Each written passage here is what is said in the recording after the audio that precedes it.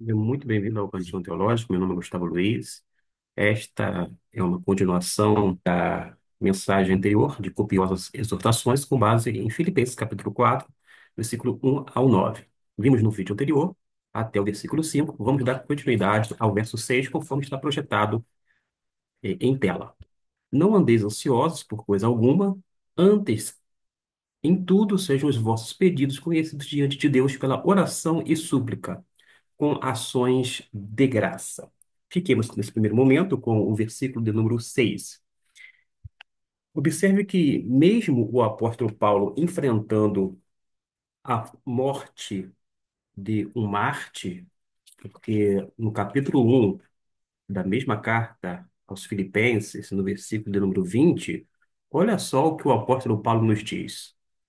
Segundo a minha ardente expectativa e esperança de que nada serei confundido.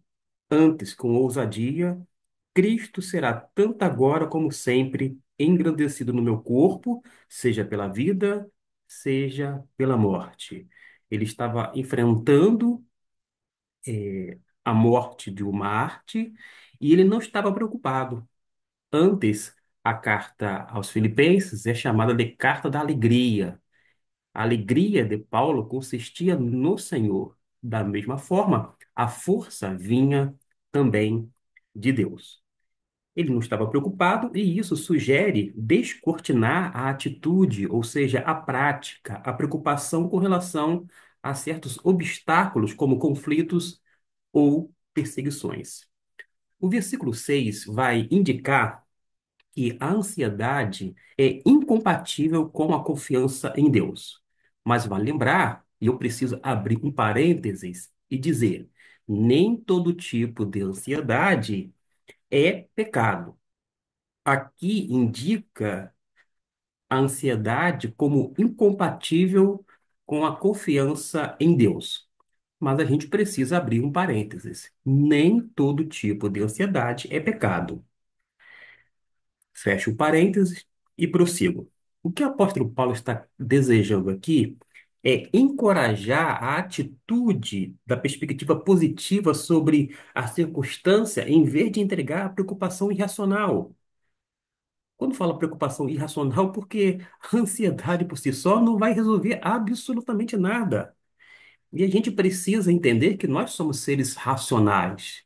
Nós temos uma mente. Esta mente precisa estar cativa a Cristo e, sobretudo, confiar plenamente no Senhor. Deste modo, ele vai apresentar uma oração coletiva.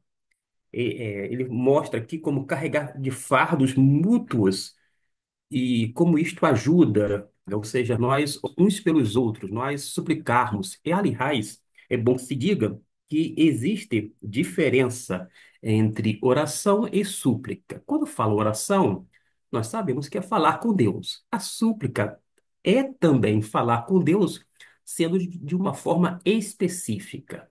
Não tem quando um irmão em Cristo ou uma pessoa não crente faz um pedido a alguém para levar o nome ou uma situação, uma causa, para que a igreja venha estar em oração, é algo específico, bem pontual, digamos assim. E isso implica nessa súplica. A súplica nada mais é do que uma oração, mas de uma forma muito específica ou bem específica. Por isso que o apóstolo Paulo não usa aqui oração e súplica como se fosse algo sinônimo. Tem relação, porque a súplica é uma oração, sim, porém algo bem particular ou específico. De qualquer maneira, a gente fala com Deus, a gente louva a Deus, engrandece, pede perdão pelos nossos pecados, tem a oração chamada de confissão, de quebrantamento, onde nós estamos ali diante de Deus e Deus nos sonda pelo seu Santo Espírito e nos alerta para aquilo que devemos mudar. Nós temos, enfim, nesse ato de oração, como adorar o Senhor, louvar, bendizer, fazer petição de uma forma geral, mas de modo mais específico, quando a gente coloca uma causa diante de Deus em oração. E isto se constitui numa súplica. De qualquer maneira, toda oração e súplica tem que ser feita com ação dê graças. Quando a gente olha para esse texto, não andeis ansiosos por coisa alguma, antes em tudo sejam os vossos pedidos conhecidos, não está falando de um pedido de alguém, assim, de um crente de uma forma individual. Aqui o foco é o quê? A oração comunitária, a oração coletiva.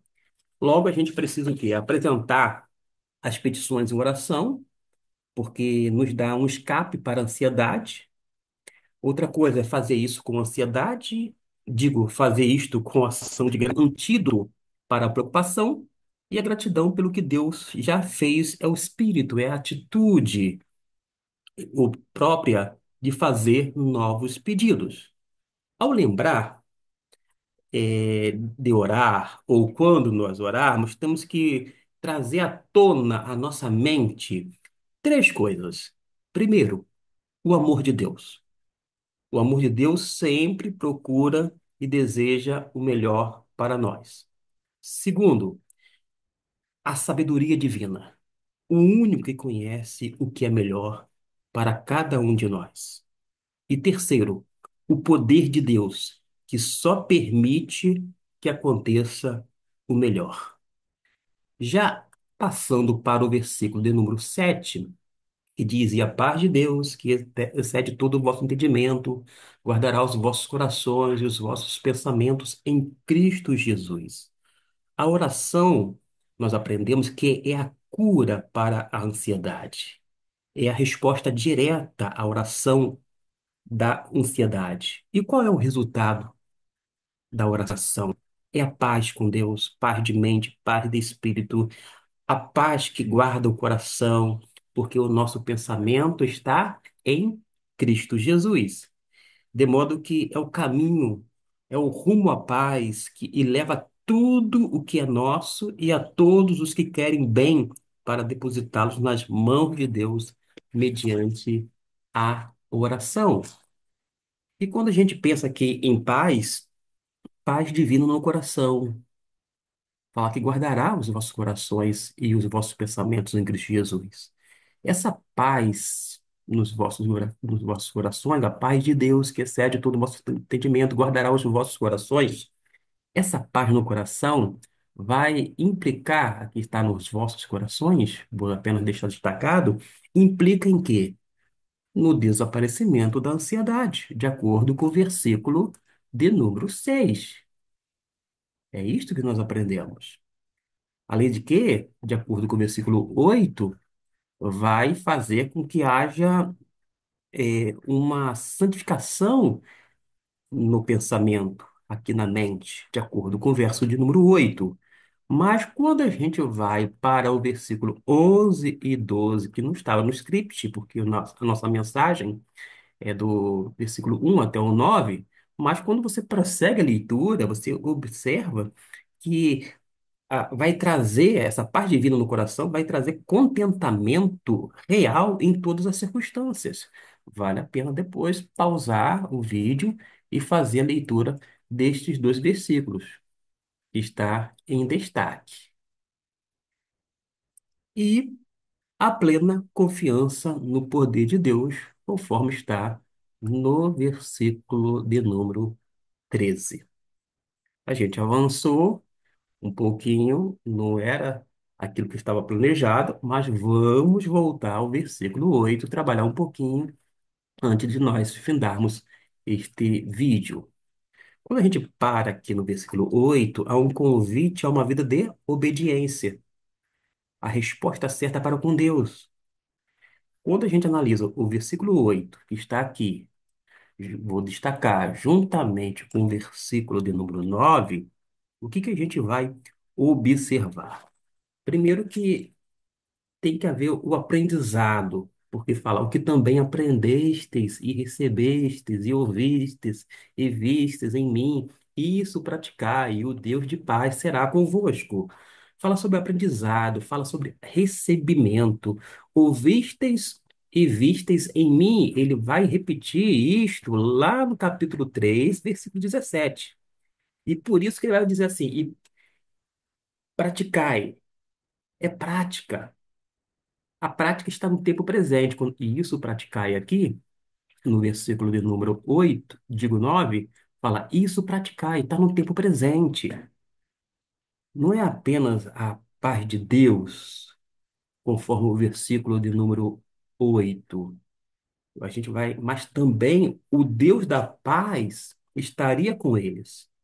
E o Deus da paz de paz será convosco. A questão aqui de será convosco é de estar com eles. Observe que os filipenses, eles devem ser guiados tanto pelos ensinamentos de Paulo, como pelo seu exemplo, especialmente o seu amor por eles. Porque quando a gente vai lá para o capítulo 1, no versículo 3 até o 8, e capítulo 2, versículo 12, a gente vai observar o quanto o apóstolo Paulo tinha um apreço pelos crentes na cidade de Filipe, de uma forma específica naquela igreja local, o quanto Deus amava aqueles crentes. Expressão que está destacada, e o Deus de paz será convosco. Eu vou aqui apenas deixar, e o Deus de paz. É uma promessa maior do que a paz de Deus. Não é a paz de Deus apenas, é o Deus de paz. E eis aqui a promessa maior, porque é o cumprimento do qual depende a obediência. E esta palavra, meus irmãos, não só ajuda, não é só ajuda, não é só para consolar, é para capacitar para enfrentar o mundo. E como é que a gente pode concluir aquilo que foi dito desde o primeiro vídeo até este que encerra-se sobre as copiosas exortações com base em Filipenses, capítulo 4, versículo 1 até o 9. Primeiro que a igreja e o indivíduo podem persistir com firmeza só se estiverem em Cristo Jesus. Segundo, não pode haver unidade sem que esta se dê em Jesus, no seu nome, em torno da pessoa bendita de Cristo. E na pessoa de Jesus encontra-se conosco o melhor amigo que mais nos ama, e nele nada pode arrebatar ou tirar a nossa alegria. E sobre alegria, já que mencionamos agora, é a fonte na contínua presença de Cristo. Já que nós estamos em Cristo, com Cristo, e Cristo está conosco, através do Espírito Santo de Deus, nós temos essa alegria abundante, apesar das circunstâncias. E a paz é o fruto da oração, da fé. É o que nós aprendemos neste vídeo, bem como no anterior. Que Deus possa abençoar rica e abundantemente a sua vida